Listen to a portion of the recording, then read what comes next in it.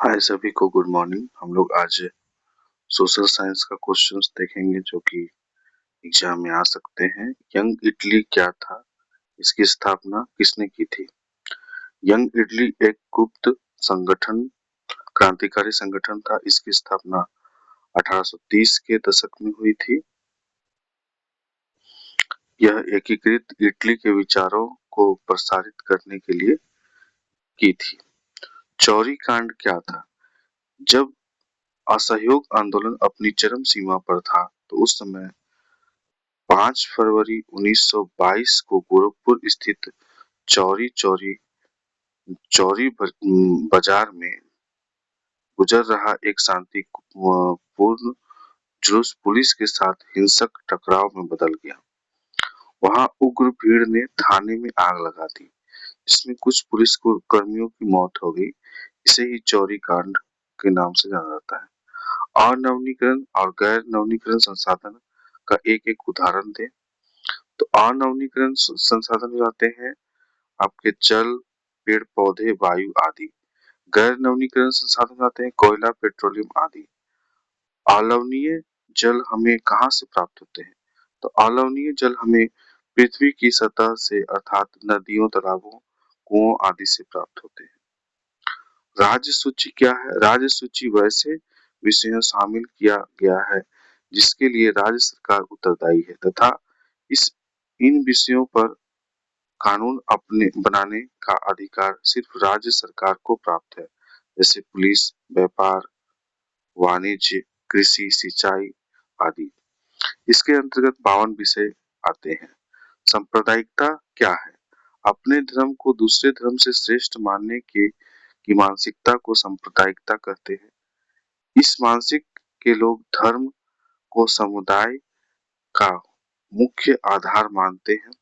सांप्रदायिक आधार पर राजनीति गोलबंदी करते हैं।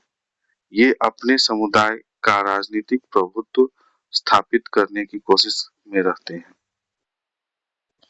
सतत पोषणीय विकास से आप क्या समझते हैं? सतत पोषणीय विकास अ, अभिप्राय यह है कि अर्थव्यवस्था का विकास तो हो लेकिन पर्यावरण की को क्षति भी ना पहुंचे। आने वाली पीढ़ी के लिए संसाधन सुरक्षित रहे। तृतीयक क्षेत्र को सेवा क्षेत्र क्यों कहते हैं?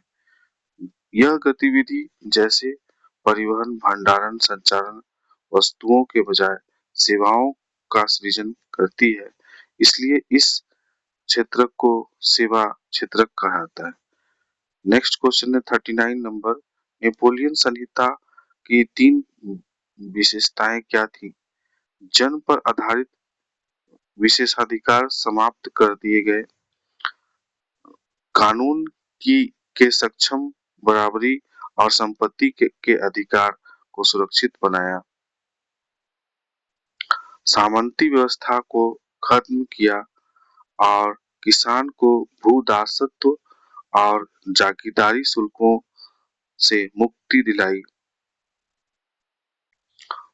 40 नंबर क्वेश्चन है भारत के लोग रॉलेट एक्ट का विरोध में क्यों थे या क्यों करते थे? रॉलेट एक्ट द्वारा ब्रिटिश सरकार को राजनीतिक गतिविधियों का दमन करने तथा राजनीतिक कैदियों को 2 वर्ष तक बिना मुकदमा चलाए जेल में बंद रखने का अधिकार मिल गया।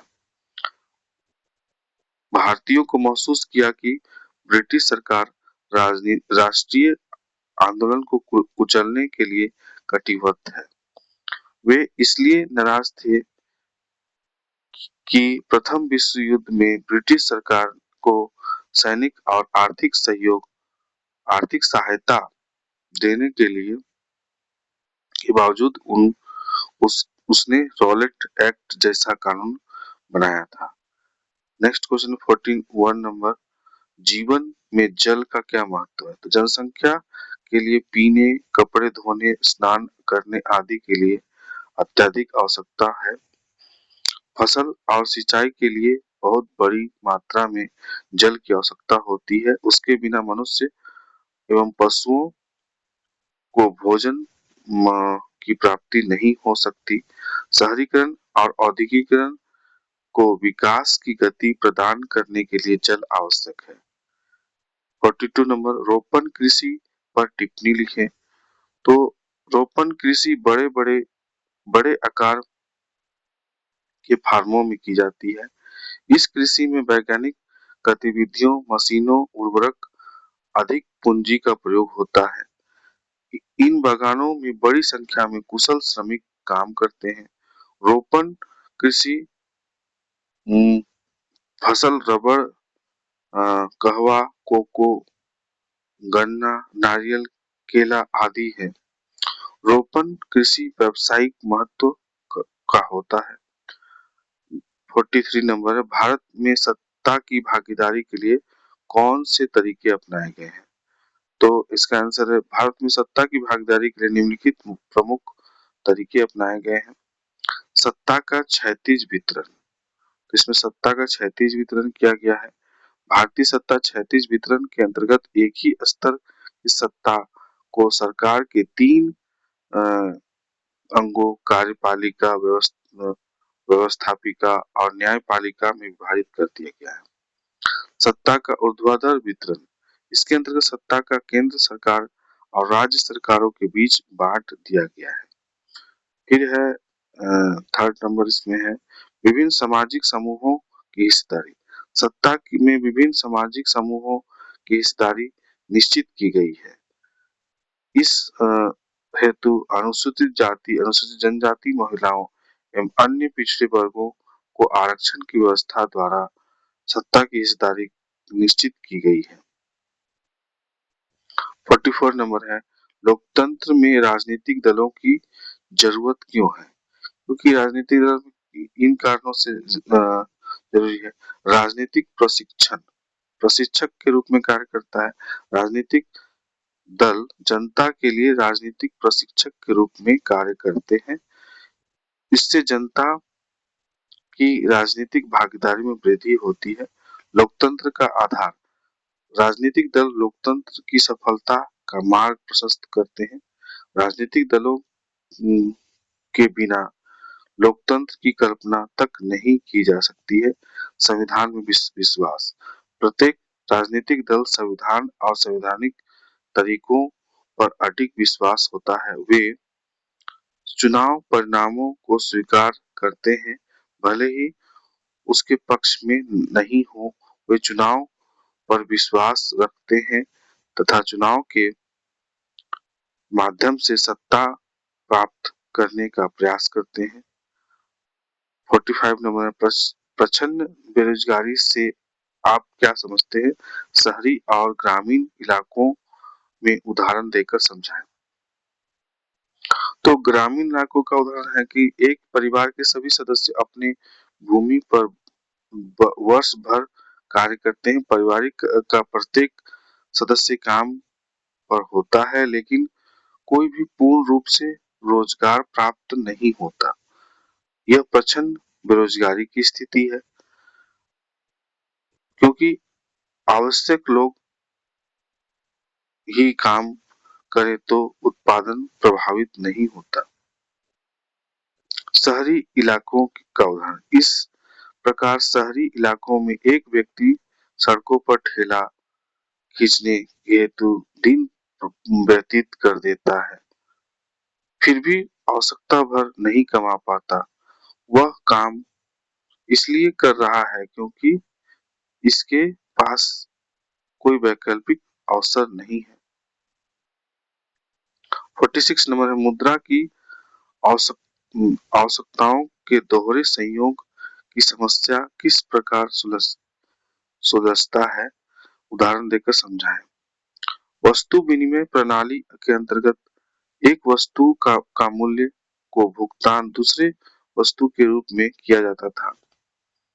इससे इसके लिए आवश्यकताओं को दोहरे संयोग का होना आवश्यक था, अर्थात दो व्यक्ति के पास ऐसी वस्तु अवश्य होनी चाहिए जो एक दूसरे के लिए आवश्यक पूरा होना चाहिए। समस्या, व्यवहारिक स्थिति में पर संयोग यदि संभव नहीं हो तो कठिन अवश्य है। यदि एक व्यक्ति के पास गेहूं है तथा दूसरे के पास कपड़े खरीदना है, दूसरे व्यक्ति के पास जूते हैं और चावल खरीदना चाहता है, तो ऐसी स्थिति में वस्तु विनिमय प्रणाली के अंतर्गत दोनों की आवश्यकताएं पूर्ण नहीं हो सकती। समाधान मुद्रा का प्रयोग इस समस्या को समाधान किया जा सकता है। जिस व्यक्ति के पास गेहूं है वह उसे बेचकर मुद्रा प्राप्त कर सकता है तथा कपड़े खरीद सकता है। हम लोग नेक्स्ट नंबर 47 नंबर में चलते हैं। फ्रांसिस लोग सामूहिक पहचान का भाव पैदा करने के लिए फ्रांसीसी क्रांतिकारियों ने क्या-क्या कदम उठाए? फ्रांस में राष्ट्रवाद का विकास कैसे हुआ? ये अथवा में है। तो फ्रांस के नागरिकों में सामूहिक पहचान अथवा राष्ट्र के नागरिकता होने का भाव पैदा करने के लिए फ्रांसीसी क्रांतिकारियों द्वारा निम्नलिखित उपाय किए गए। फ्रांसीसी क्रांतिकारियों ने पितृभूमि तथा नागरिक जैसे विचारों को फ्रांसीसी लोग तक पहुंचाया। इन विचारों ने एक संयुक्त समुदाय के विचार पर बल दिया, उसको एक संविधान के अंतर्गत सम्मान अधिकार प्राप्त थे। एक नया फ्रांसीसी झंडा तिरंगा चुना गया, जिससे पहले के राजध्वज को का स्थान लिया। स्टेट जनरल का चुनाव सक्रिय नागरिकों के समूह द्वारा किया गया। इसका नाम बदलकर नेशनल असेंबली कर दिया। राष्ट्रीय भावना को प्रोत्साहित करने के लिए कई स्तुतियों की रचना की गई। सप्तों शहीदों का गुणगान किया गया। एक केंद्रीय प्रशासनिक व्यवस्था लागू की गई, जिससे अधिक राज्यों में रहने वाले सभी नागरिकों के लिए समान कानून बनाए।